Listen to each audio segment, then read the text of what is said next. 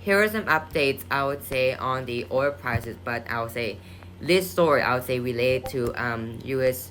wars. I would say U.S. Israel and Iran war strike. I would say in Iran. So I would say today the oil prices I would say rose or rise high rocket into $110. I would say as Israel strike in Iran. I would say during Persian New Year, which is this time.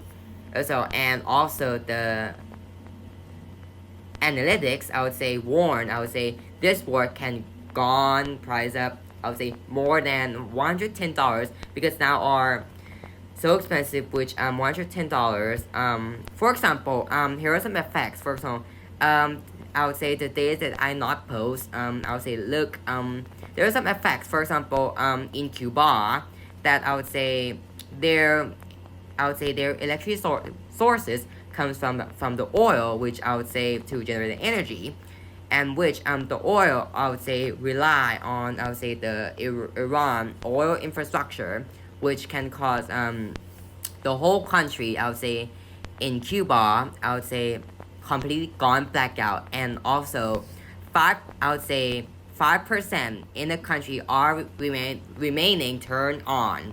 I would say remaining power on because in the majority I would say Cuba,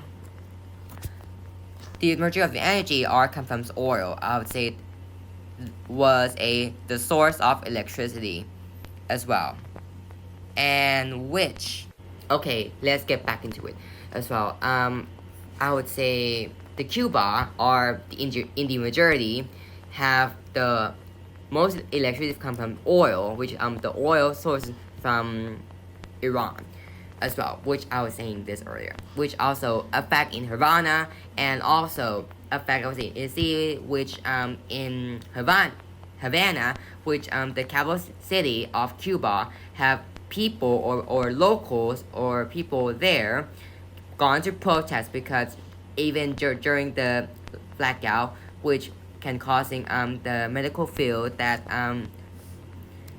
struggle to treating parents, treating the patients, also and also many industry in Cuba that also affected with these as well. And also, if you look into worldwide, there are some effects. For example, the gas prices. For example, in the U.S., it depends on the state, but I would say it's already gone up high. And also in Thailand and also all across the world, that the, that also affect in these situations, which I would say mostly are the oil prices. Because I would say if you imagine like the people who go to work, which most people of the world use car to travel to their work, to school, to college, or everything as well. If these strike, I would say the people, I would say in the majority, people worldwide will reducing to using cars because I would say the due to the oil, I would say due to the oil prices as well. And also one more thing, there are some countries for I would say there are some country trying like to not to raise the oil prices much because I would say it will affect on their people because I would say in every single day, for example in Thailand, the people I would say I would say if in Thailand at 5 a.m. If they change the price, they change at 5 a.m. on the next day as well, and which can cause like high rising costs, and also I would say high rising costs like the living costs if you have a car with I would say the oil as well. And next I would say let's get into I would say the Donald Trump response, which I would say Donald Trump saying that fight its military want, and also he also calls allies cowards for not helping with Strait of Hormuz as well.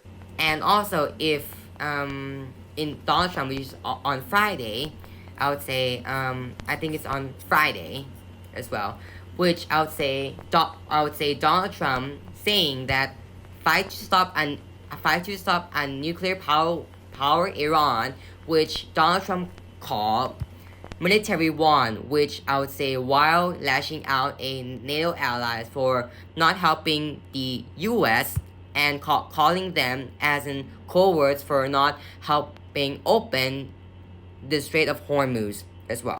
And lastly, I would say also the Donald Trump post on his social media, I would say which Truth Social, saying that without the USA, NATO it's a paper tiger. They didn't want to join the fight to stop a nuclear power Iran.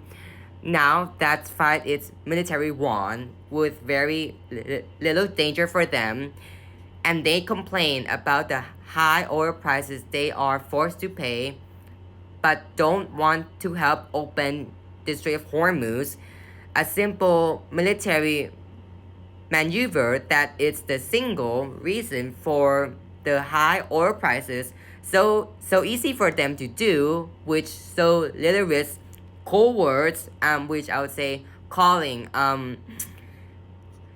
NATO ally as a coward. And lastly, he also saying that, and we will remember